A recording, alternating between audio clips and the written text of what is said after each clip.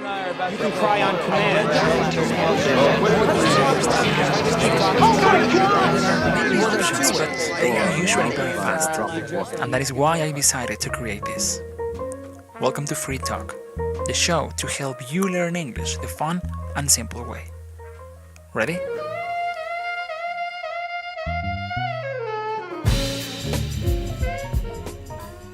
Hello, beautiful listeners of Free Talk podcast. My name is Alan, and I am the host of this show that has one objective: to take your English to the next level, the fun and simple way.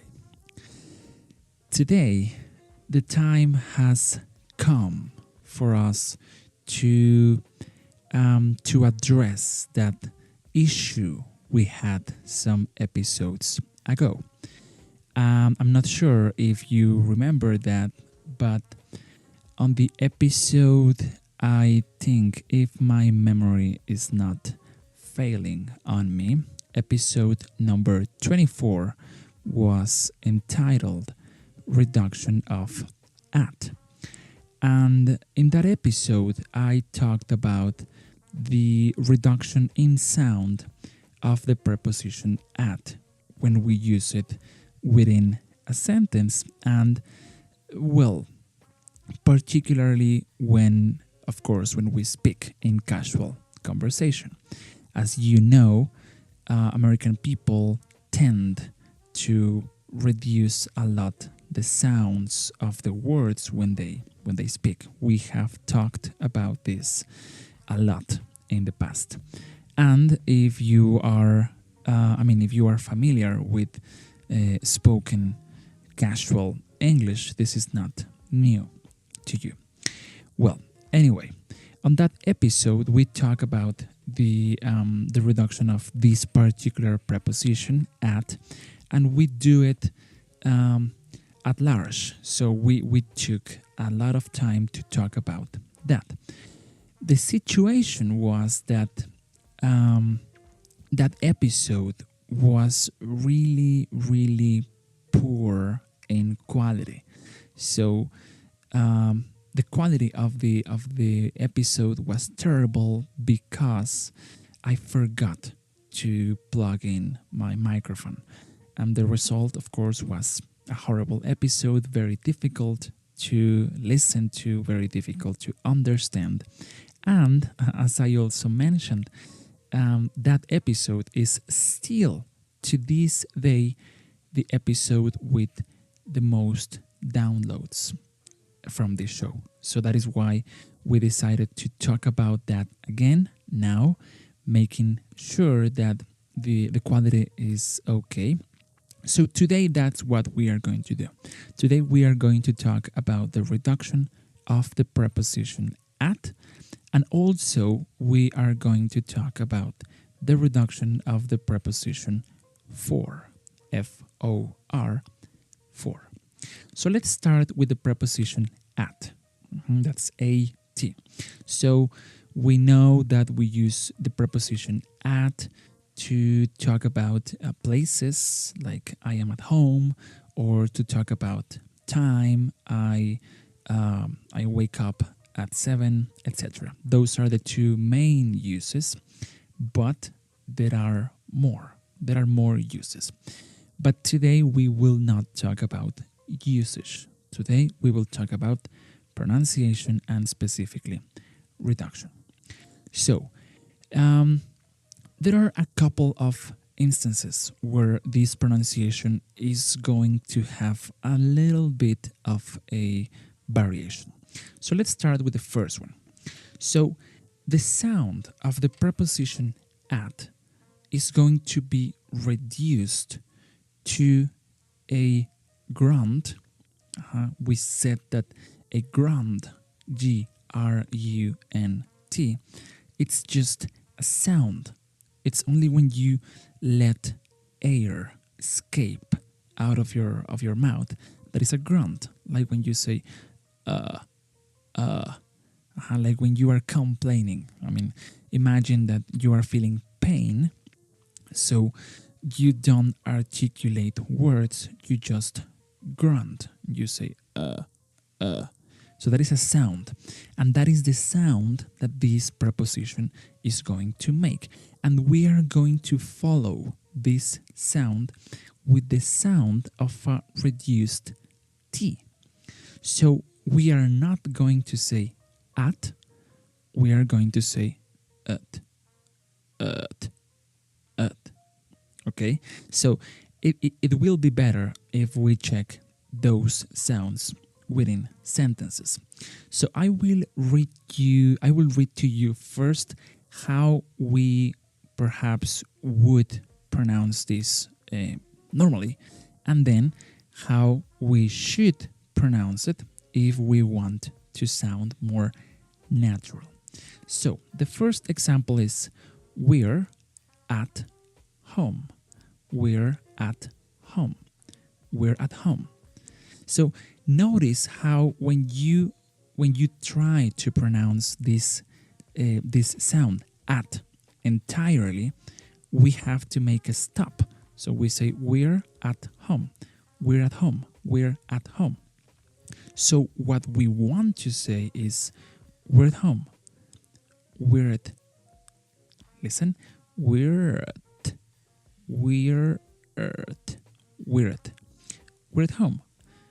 We're at home. We're at home.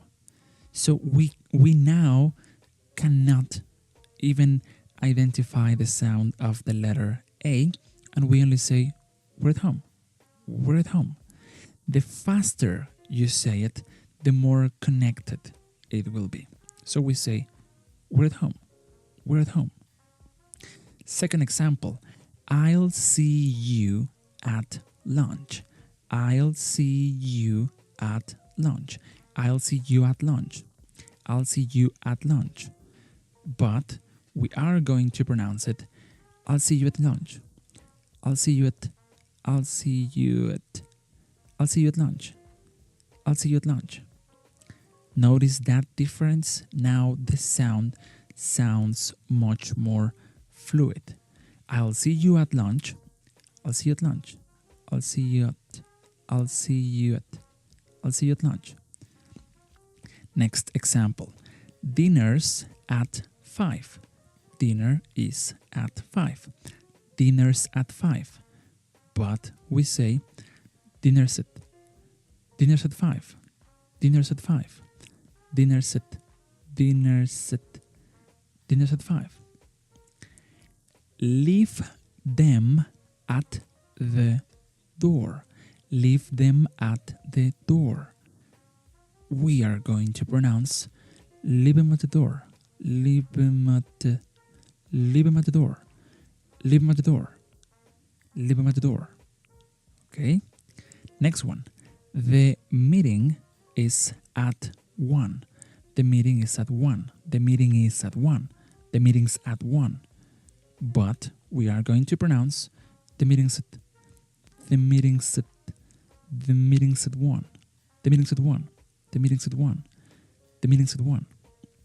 Okay? Next one. He's at the post office. He's at the post office. But we say he's at the post office. He's at the post office. He's at the post office. Okay? Next one. They're at the bank.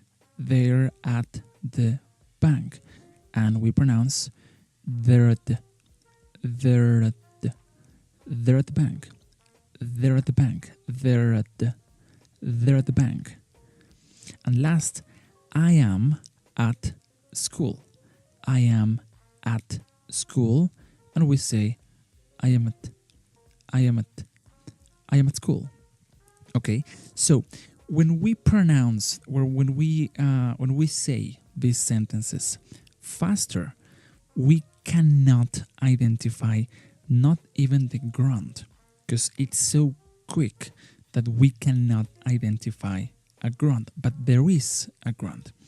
So we say, for example, again, I am going to repeat the list so you can see how there is a little low grunt there. We're at home. We're at home. We're at home. I'll see you at lunch. I'll see you at lunch. Dinner's at 5. Dinner's at 5. The meeting's at 1. The meeting's at 1. Leave him at the door. Leave him at the door. He's at the post office. He's at the post office. They're at the bank. They're at the bank. I'm at school. I'm at school. Okay?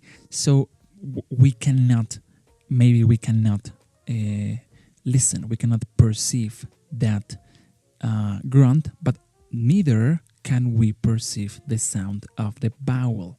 So we are not going to listen that a from at, and we only listen this t, this quick t. We're at home. I'll see you at lunch. Dinner's at 5. Leave him at the door. The meeting's at 1.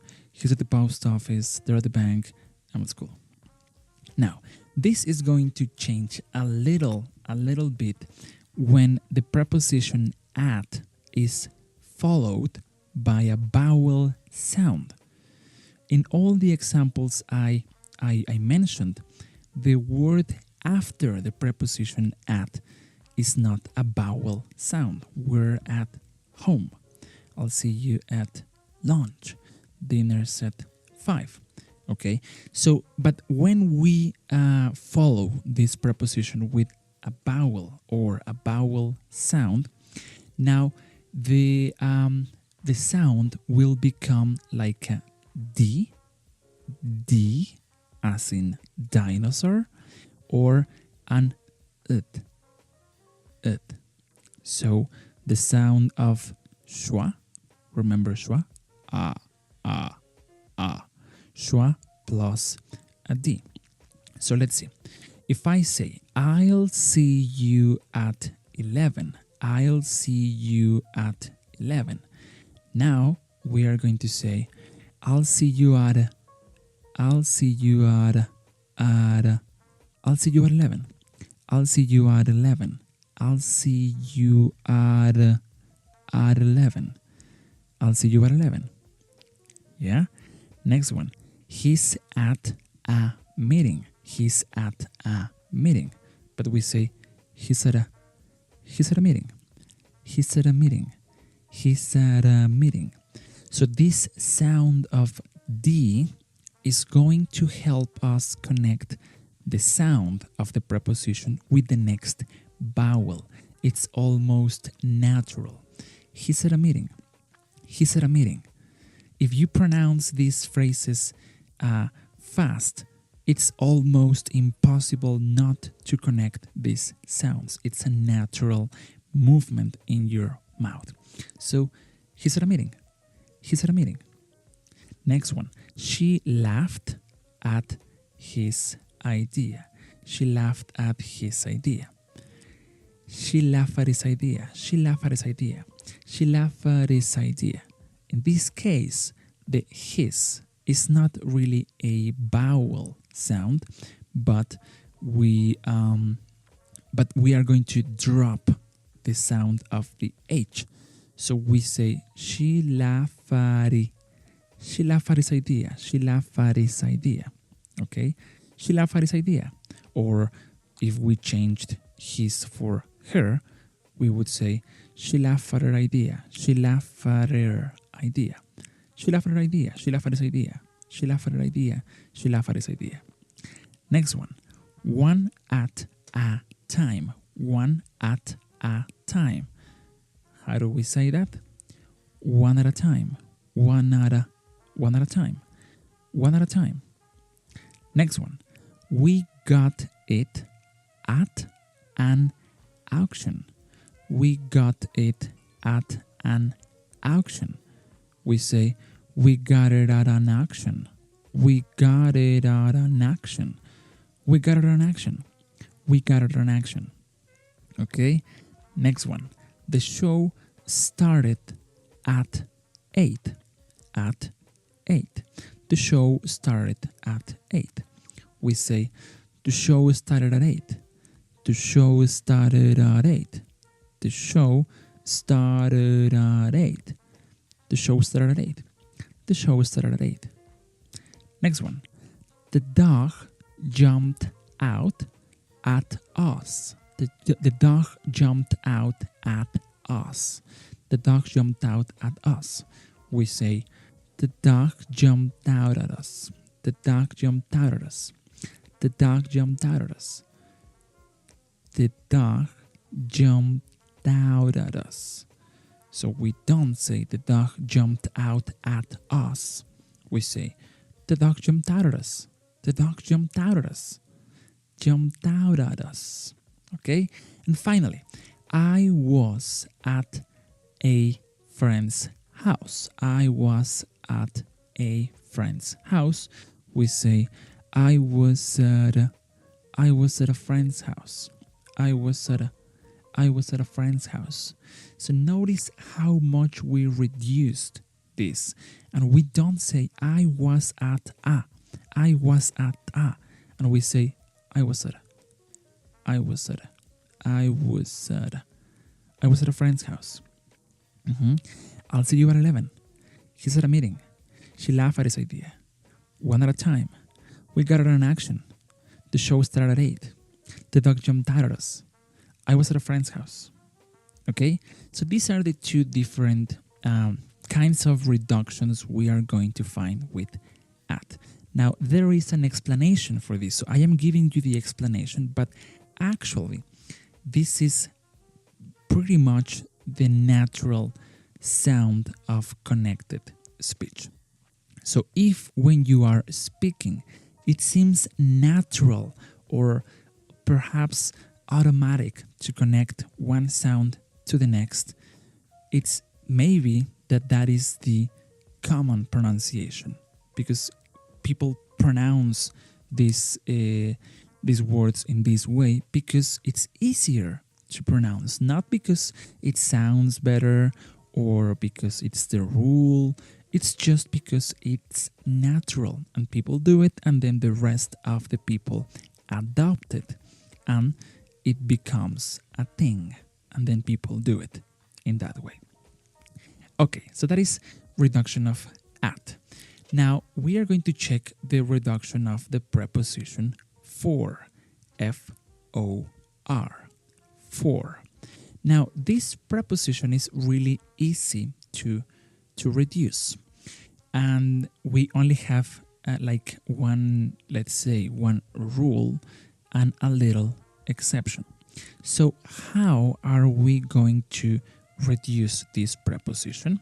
Well, instead of pronouncing for, the complete sound, we are going to try and pronounce this as if we only had the letter F and the letter R, so without the letter O. So try to pronounce that. How would you pronounce the letter F and the letter R together? It sounds something like fur, fur, fur. So it's not for, it's fur, fur, fur. So listen to the examples. We have the first one. This is for you. This is for you. So that is, it's good. It's acceptable. You can say, this is for you. This is for you. But most frequently, you are going to listen, this is for you. This is for you. This is for, this is for, this is for you. This is for you.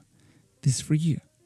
So can you see the difference? It's really a small, tiny difference, but it's there. This is for you. This is for you. This is for you. This is for you. Okay? Next one. It's for my friend. It's for my friend. It's for my friend. But we can say, it's for my friend. It's for my friend. It's for my friend. It's for my friend. Next one. A table for four, please. A table for four. A table for four, please. And we should say, or we could say, a table for four. Here we can see that difference. A table for four. A table for four, please. A table for four, please. Next one. We planned it. We planned it for later. We planned it for later. And we say we planned it for later. We planned it for later. We planned it for later. And for example, we say for example, or for instance, we are going to say for instance, for example, for instance. See, it's more natural. For instance, well, for example, for instance. Okay, so then what are the examples we checked so far? This is for you. It's for my friend. A table for four, please. We planned it for later. For example, for instance. Okay, that is like the normal way of reducing this sound. But there is an exception. What is the exception? Well, we are not going to reduce this preposition if the preposition comes at the end of a sentence. For example, if I am asking the question, what is this for? What is this for? What is this for? In this case, the preposition for is at the end of the question in this case. So we don't say, what is this for? What is this for? What is this for? So we say normally, what is this for? What is this for? Why? Why we don't reduce the sound in this case? Well, remember that reduction is used to connect. So when we reduce a word, we do it because we want to connect this reduced sound with the next sound. That's why we reduce it. That's why saying this is for you, it makes the sound more fluid, because for you, it's more it's easier to say than for you. So if we were to reduce this expression in at the end of a sentence, that would sound unnatural, strange, and really it would have no purpose. I mean, what do you want to connect this sentence with? So we don't do it.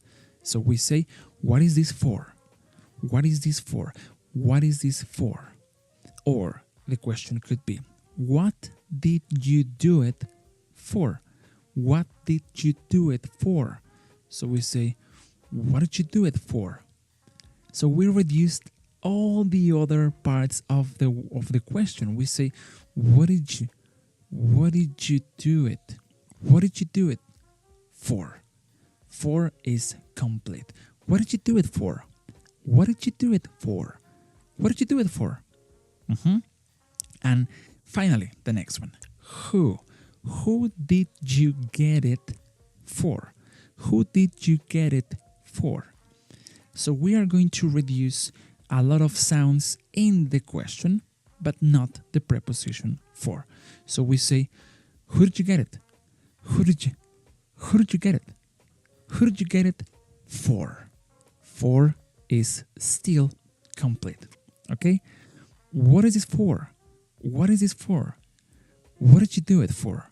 What did you do it for? Who did you get it for? Who did you get it for? Okay? So that is the reduction of the preposition for. We are going to pronounce for as fur, only F and R, fur. But if the preposition comes at the end, we are going to pronounce for normally. For. Okay, so that is how we are going to end this episode reduction of prepositions at, as in a grunt and a T, it, or as a D, the, okay?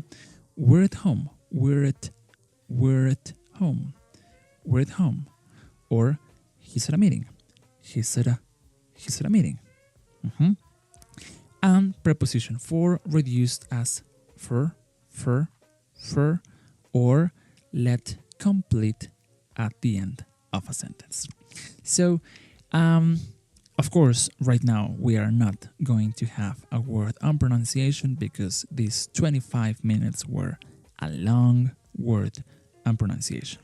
But next week we are going to return to our normal schedule. We are going to talk about another topic, and next, hopefully, I hope in the next week or so, maybe the next week or the next couple of weeks, we are going to start making a lot of content for Facebook. Particularly, we will do some pictures, some graphics, some infographics for discussing things about language, like cognates or false friends. We are going to have some pictures to work with vocabulary. We are going to have some quizzes. I mean, I am working on a lot of content to share via Facebook. So if you don't follow us on Facebook, make sure you do it. We have a lot of great and useful, interesting, fun content. And also we are going to start a series of videos with poetry. So we are going to have poetry and we are going to discuss poetry on some videos on Facebook. So make sure you follow us on Facebook, on Twitter, on Instagram, on every social media. We are as at or handle Free Talk English. And also, I mean, we are making a lot of videos. So if you want to learn more expressions in English, if you want to check the meanings of some songs, we are making videos also every week on YouTube. So thank you very much for listening. I will see you next Wednesday for a new episode of Free Talk Podcast. Thank you very much for listening and keep it simple.